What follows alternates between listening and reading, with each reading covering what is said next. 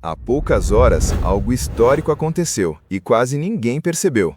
O Morgan Stanley acabou de protocolar na SEC o pedido para lançar seu próprio ETF de Bitcoin.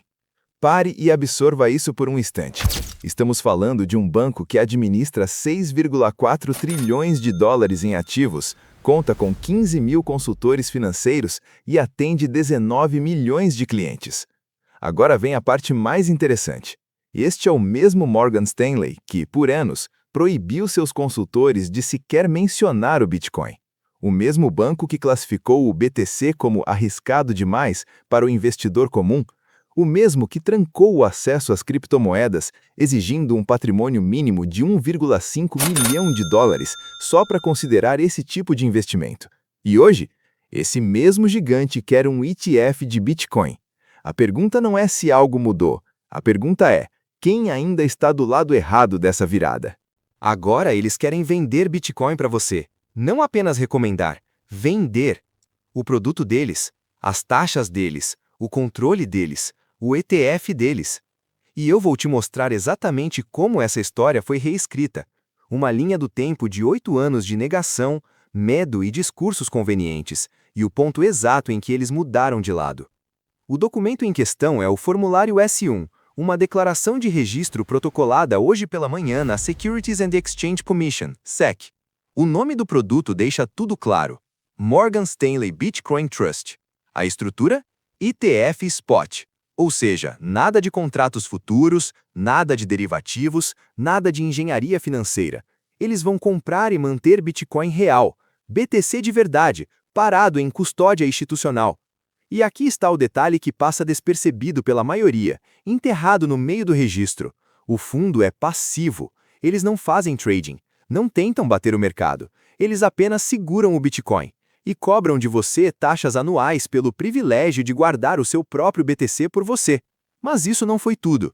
No mesmo dia, na mesma manhã, o Morgan Stanley também entrou com um pedido para um fundo de Solana.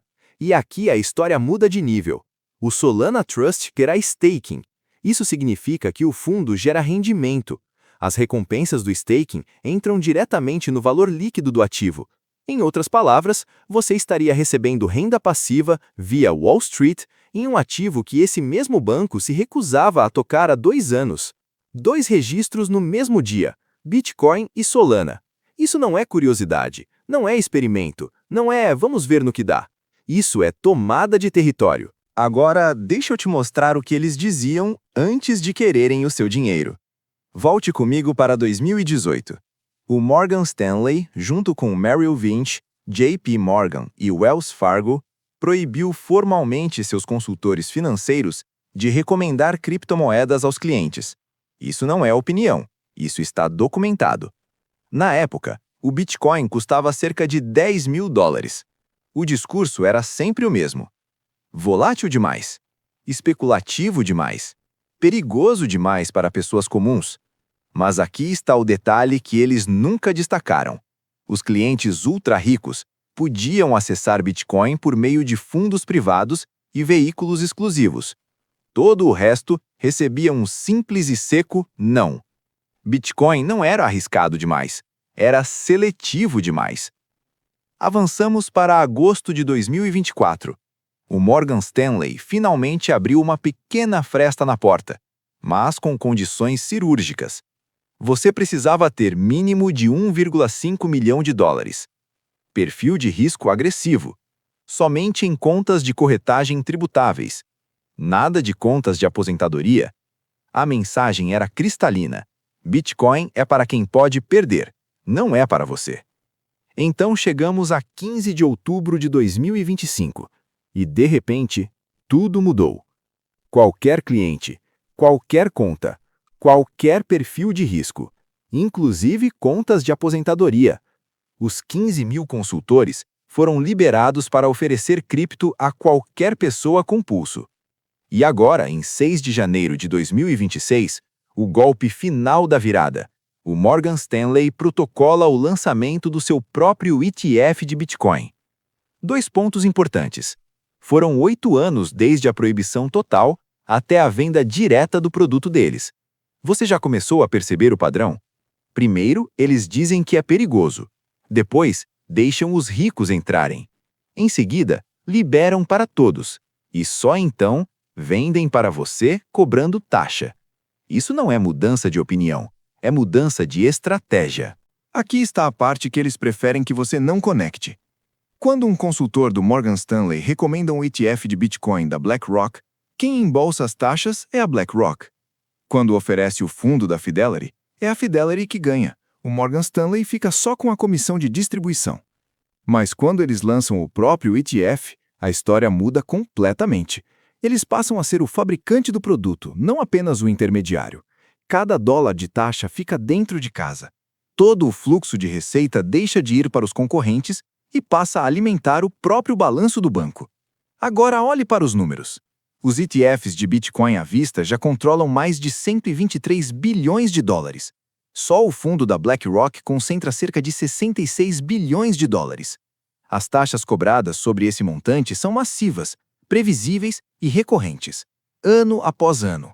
Enquanto os clientes mantiverem as cotas, Morgan Stanley viu esse rio de dinheiro escorrendo para fora, viu BlackRock, Fidelity e outros capturando bilhões e tomou uma decisão puramente empresarial. Esse registro não é sobre democratizar o acesso ao Bitcoin. Não é sobre educação financeira. Não é sobre proteger o investidor. É sobre capturar a receita gerada pela sua demanda por Bitcoin. A mesma demanda que, por 8 anos, eles chamaram de irracional, perigosa e imprudente. O Bitcoin não mudou. O que mudou foi quem está ficando com as taxas.